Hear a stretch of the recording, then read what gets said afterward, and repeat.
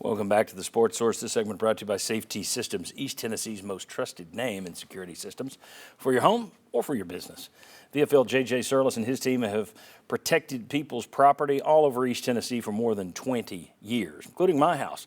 Call Safety Systems today. They will take care of you, I promise. They also do anything electronic, they do. Their home theater stuff is fantastic. SafetySystems.com to learn about all the different ways they can help you or your business. All right, I want to remind you once again, let's put the poll question up there. You see it right there. Click and tell us. And I know once we get so many votes, the little lines don't move as much, but keep clicking. This is always interesting for me to figure out how our viewers see these things. We have conference realignment that's driven by money.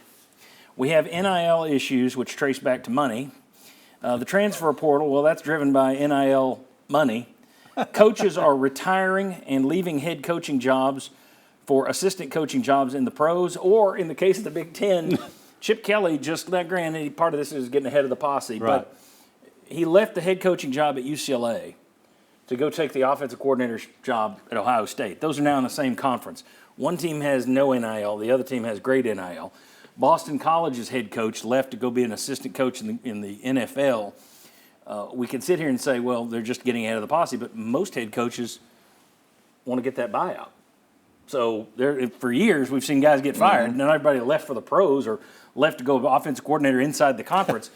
So my question is, all these money-related issues, there's more money than ever with the TV dollars. It's insane. And now you're going to have the playoff thrown into that. Is money going to be the ruin of college football, Ryan Callahan? I don't think so, because I think what we love about college football mostly applies to about, 40 programs, and even that might be generous. Those programs are still going to have the interest. What's going to be unfortunate is it going to be 130 teams that are still in the fight? Is it going to be 60? You know, the programs outside of those 40 might get just totally shuffled out of the mix. And that's going to change the look of it, but it's not going to change that Alabama, Auburn, Tennessee fans love college football. So for us, no. If you're an NC State fan or something, this might change your view of the sport. So nationally, yeah, a little bit. I think a little bit, but by and large, the places that are really passionate about college football, I don't think this is going to ruin the sport. Yeah. Oh, I disagree with that. And here's the reason. Right now, I go to UT and I watch Tennessee. I watch Alabama come in, Georgia come in. I am watching the best of the so-called amateur sport. Now, we all know that that's gone away. I don't want to watch a minor league. I don't want to sit there and watch the best of the minor leagues. I want to see Major League Baseball, not AAA, and that's basically what you're going to come if all these guys, when under contract, all of this stuff, you basically become a minor league.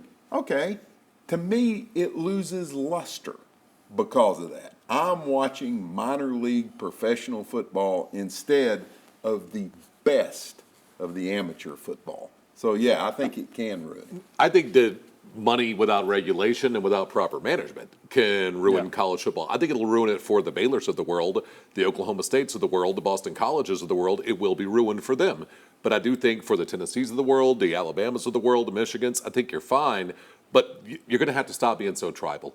It can't be what it is right now with this much money, and you survive and you make it. It also can't be coaches are making $9 to $11 million. Players are making no dollars. That wasn't going to work, right? Especially when it was in violation of U.S. labor law.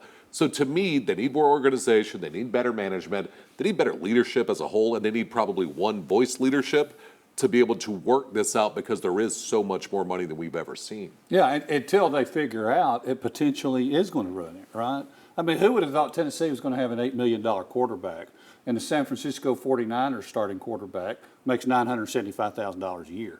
I mean, that's part of what you're looking at. Yeah. That's part of what you're looking at now. Nico's only $2 million a year. It's not. It's Well, $8 million over 3 years. Yeah, well, I mean, but you see what I'm saying. And think of what you're talking about, the coaches, John, the NIL and the portal, I think are two of the huge reasons. Nick Saban said, I've had enough.